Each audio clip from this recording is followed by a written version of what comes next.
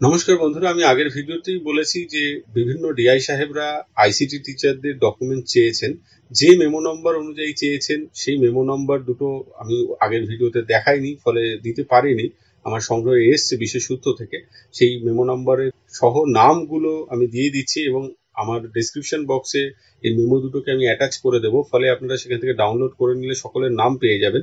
একটা বিষয় খুব গুরুত্বপূর্ণ, সেটা হচ্ছে এই মেমো নাম্বারটা কিন্তু দিতে হবে, আর সিরিয়াল নাম্বারটা, ক্যান্ডিডেটের সিরিয়াল নাম্বারটা দিতে হবে। ফলে প্রথম যে লিস্টটা হয়েছিল 88 এসিতে, সেটা 192 পৃষ্ঠার লিস্ট। সেই লিস্টে সব জেলার আইসিটি টিচারদের নাম আছে।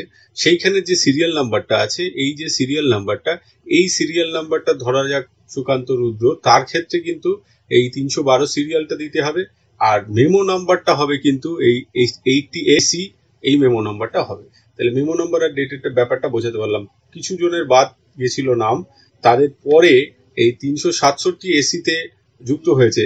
তাদের ক্ষেত্রে এরকম দেখতে হবে লিস্টটা দেখে, ধরা যাক চিরঞ্জিত দত্ত 156 নম্বর সিরিয়াল যদি হয়, তাহলে এই যে জায়গাটা আমি যেটা বলছি, মেমো নাম্বারের ক্ষেত্রে দুটো মেমোর মধ্যে একটা মেমো হবে, সিরিয়াল নাম্বার ওই লিস্টে যে নাম হবে সেটা হবে। লিস্টে সকলের সংগ্রহেই থাকার কথা, যদিও না, যদি কারো না থাকে কোনো সমস্যা নেই। সেক্ষেত্রে আমি আমার ডেসক্রিপশন বক্সে দিয়ে রাখছি, এটা নিয়ে কোনো কনফিউশনে যাবেন না। সকলের কিন্তু ডকুমেন্ট দিতে হবে না। 1 to 4 ফেজে যারা রিক্রুটেড তাদের ডকুমেন্ট দেবে। যারা সরকারিভাবে যুক্ত, এদের ডকুমেন্টটা ডিআইরা ভেরিফিকেশন করে তাদের যে স্যালারি এনহ্যান্সমেন্ট হয়েছিল, যে ভিডিও আমি দিয়েছি এর আগে, সেই বিষয়ে কিন্তু এই ডকুমেন্টসগুলো ডিআইরা দেখে তাদের স্যালারি এনহ্যান্সমেন্টের ব্যাপারটা করবেন। 5th ফেজ 6th ফেজের আপাতত কোনো খবর নেই, অর্থাৎ যারা এখনো কোম্পানির আন্ডারে রয়েছেন তাদের আপাতত কোনো খবর নেই। আশা করব খুব শীঘ্রই তাদের সুখবর আসবে। আজকে এই পর্যন্তই আপডেট। সকলে ভালো থাকবেন, সুস্থ থাকবেন, ধন্যবাদ।